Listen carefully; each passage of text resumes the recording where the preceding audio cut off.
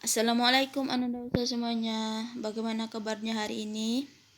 Semoga kita semua dalam lindung Allah Subhanahu wa taala ya.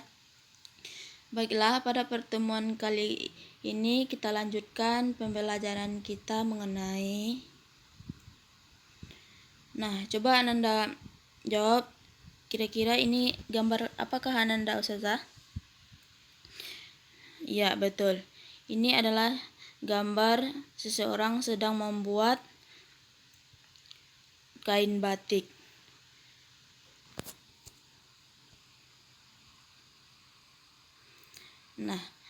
Membuat kain batik adalah salah satu contoh prosedur. Sekarang kita pelajari mengenai teks prosedur. Bagaimana proses atau langkah-langkah membuat sesuatu. Untuk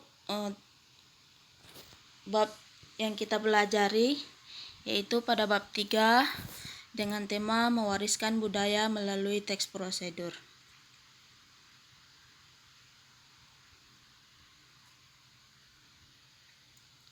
Dengan KD 3.4 mengidentifikasi teks prosedur tentang cara melakukan sesuatu dari informasi yang dibaca dan didengar.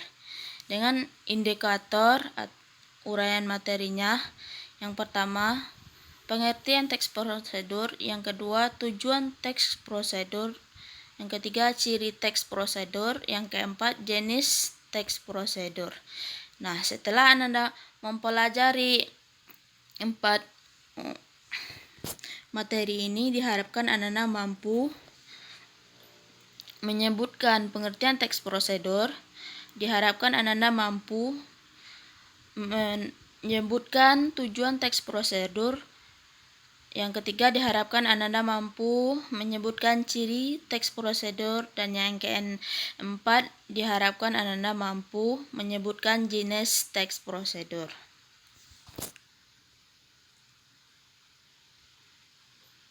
Yang pertama, apakah teks prosedur itu? Teks prosedur merupakan teks yang di dalamnya terdapat langkah-langkah yang dapat digunakan dalam membuat maupun melakukan sesuatu. Tujuan dari teks prosedur adalah untuk membantu atau menjelaskan kegiatan yang harus dilakukan agar pembaca atau pemirsa dapat secara tepat dan akurat mengikuti sebuah proses membuat sesuatu, melakukan suatu pekerjaan, dan menggunakan suatu alat.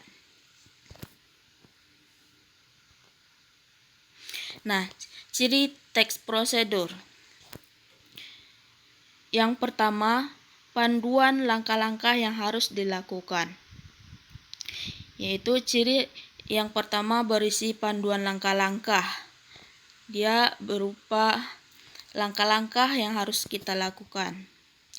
Yang kedua, aturan atau batasan dalam hal bahan atau kegiatan dalam melakukan sesuatu.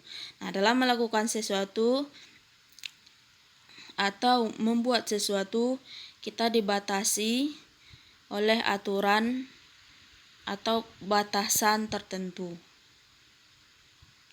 Yang ketiga, isi kegiatan dilakukan secara berurutan. Di dalam melakukan sesuatu atau membuat sesuatu, kita melakukannya harus berurutan, tidak boleh secara acak.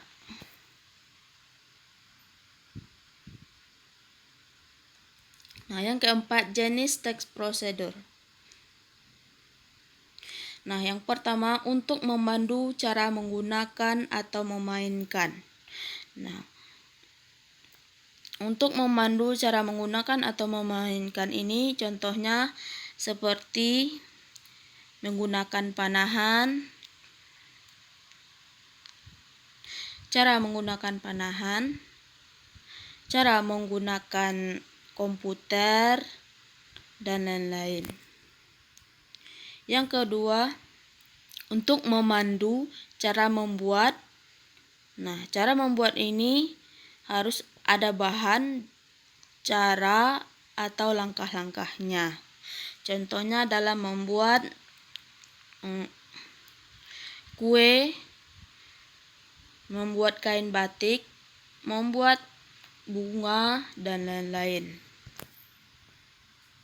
Nah, yang ketiga, untuk membantu cara melakukan sebuah kegiatan.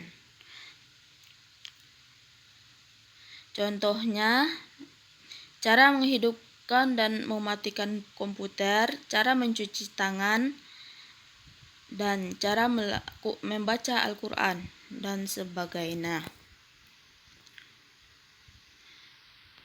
Nah, cukup sampai di sini dulu ya, Ananda usah semuanya.